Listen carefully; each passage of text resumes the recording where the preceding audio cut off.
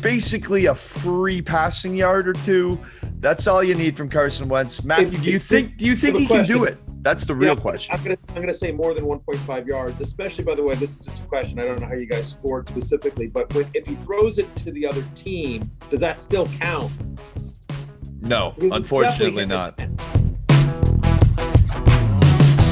Hello and welcome to Monkey Knife Fight Live, folks. I'm Connor Roundtree, and today we're joined by one of the premier fantasy minds in the business. Absolutely ecstatic to have him on the show. It's Matthew Berry, folks. Matthew, tell us a little bit about the Fantasy Life newsletter and just, are you excited to be here?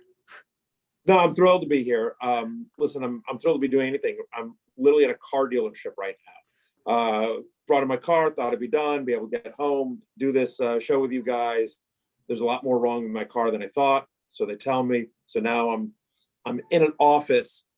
I'm in an office right now, waiting, doing this with you. They shoved me in an office. I'm like, well, I got this show that I got to do, and they shoved me in a back office. So just so Connor, what's it going to take to get you in a new car today? That's what I feel like sitting. That's honestly.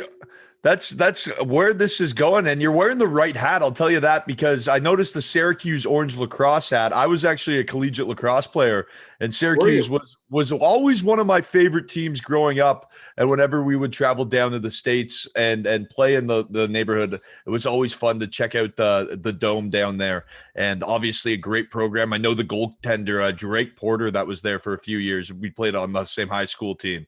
So always a big fan of the orange. I appreciate that. Yeah, it's a great program for years and years and years. And I was there when the Gate brothers were there. So obviously, like, I'm obviously older, but so legends. And always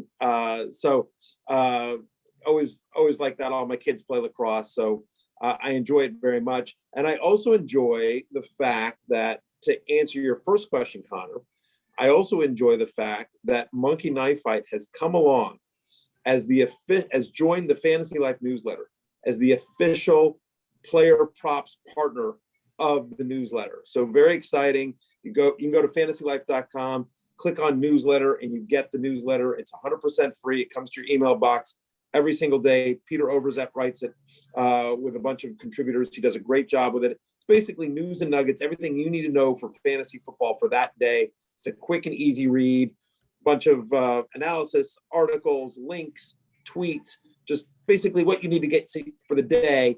And again, Monkey Knife Fight is a proud presenting sponsor. We're really thrilled of the partnership here, so I'm here to help celebrate that. And if you check out if you go to the newsletter, there's a free contest there that's exclusively for newsletter subscribers. So check that out at again, fantasylife.com/newsletter. Yeah, folks, make sure you get on that today. And there's a little promo that we're doing here at Monkey Knife Fight as well, just to welcome you to the show, Matthew. 1.5 passing yards for Carson Wentz. That's the line today on Monkey Knife Fight from 2 p.m. to 4 p.m. Basically a free passing yard or two. That's all you need from Carson Wentz. Matthew, do you think he can do it? That's the real question. I'm gonna say more than 1.5 yards, especially, by the way, this is just a question. I don't know how you guys scored specifically, but if he throws it to the other team, does that still count? No, unfortunately not. No, unfortunately that the interception, we haven't gotten that up on the block yet. But those loopholes are always get you. But I'm still saying, I think that's obviously that's a great bonus. Yeah, give me I'll say more than 1.5 yard passing yards for Carson Wentz. Well, anyone that doesn't get in from that 2 to 4 p.m. window, the line is around 245 yards. And Mike White obviously shook the world up this past weekend. What a performance that was, coming off a 400-yard game. Jason and I were joking off air before coming on the air today. At least 750 yards tonight, or it's a disappointment. What's your take there, Matt? Well, I'm gonna say more. I believe the official Monkey Knife Fight line is 240 passing yards, right? So yes, 5 to 8 quarterbacks that have faced the Colts so far this year have passed for over 240 yards. Here's the 3 that haven't, right? Here's the three that have not. As my phone suddenly goes off, I apologize about that. Here's the 3 players that have not passed for more than 240 yards against the Colts: Jacoby Brissett, with the Dolphins, right? Jimmy Garoppolo, and that was that monsoon game, if you guys remember that. And then Ryan Tannehill, he only threw 27 passes. He didn't know to throw because King Henry just had, a King Henry game. So my expectation here is that I think this is probably a closer game than you expect. I don't know if the pumpkin bursts on Mike White yet or not, if he turns back into a pumpkin, so to speak. But my expectation here is that the Colts will move the ball and he will have to throw. And so I think 240 yards is not that high a bar to clear after last week. The Colts defense has struggled this year. I'm going to say more than 240. Yeah, one thing that the Colts defense has struggled with is running backs out of the backfield, Matthew. And one stat that I found when just kind of preparing for this was Mike White has targeted Jets running backs 32 times in 2 appearances this season. That's 270 yards total to running backs in the receiving game and 310 yards to wide receivers. So he's spreading the ball out quite nicely, and he could really give that Colts defense fits. And Carson Wentz on the other – I was going to say that's one of the reasons why I like Michael Carter in this game, right? I mean, I think off the top of my head, I think he's got 22 targets the last 2 weeks from Mike White alone, just from Mike White. 22 targets in 2 games is – pretty good for a running back. So I agree with you, Connor. So give me the more on Mike White. On the other side of the football, you got Carson Wentz, who's looked either really, really good or really, really bad. Has 5 games this season with 2+ passing touchdowns and 0 interceptions. Only Aaron Rodgers is better in that department. Can the Jets make his life miserable? I think they're going to be running the ball a lot with Jonathan Taylor with that 8th best rush attack. I'm gonna go with the less here with Carson Wentz, and because just the game script that I'm projecting, I think it's a run heavy game script for the Indianapolis Colts. What's the exact number? 240.5 for Carson Wentz as well. Yes. Oh, I would say more. I'm going to say more. I actually think again, sort of to your point, here's a little thing. So I looked at this up. So the number on Jonathan Taylor is 85 rushing yards. Mm-hmm. Okay. Taylor's run. How many times in 8 games this year? How many times do you think Jonathan Taylor has rushed for more than 80 yards in 8 games? 3. That's exact right.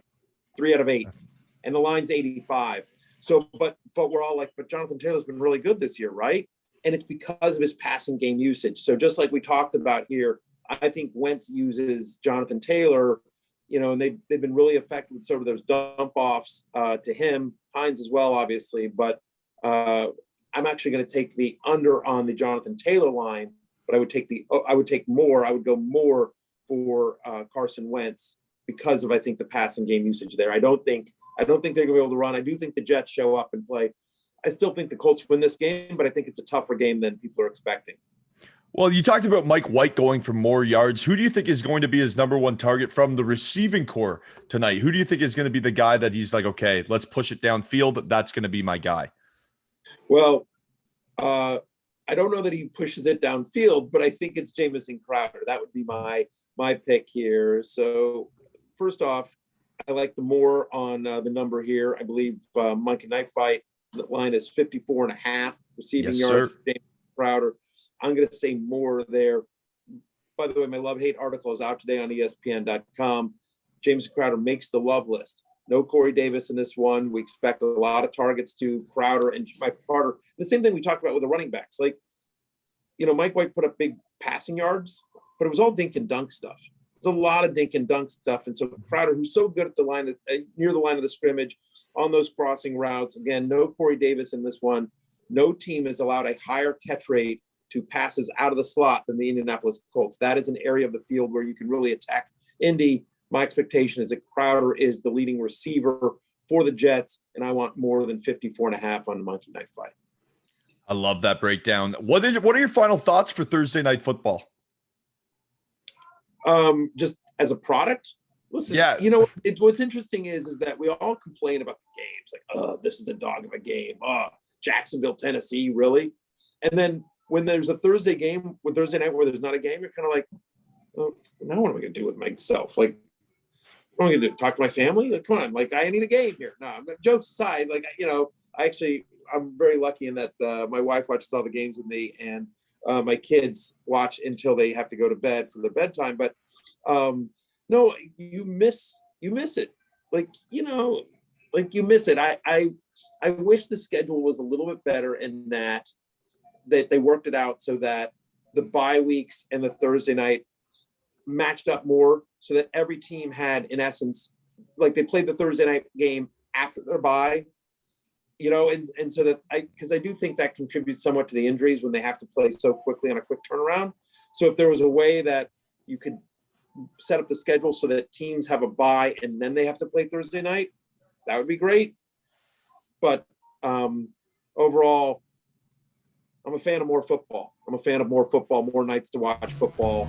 I'll be watching tonight. Yeah, especially with this great promo that we got going on Monkey Knife Fight, how can you not be tuning in tonight?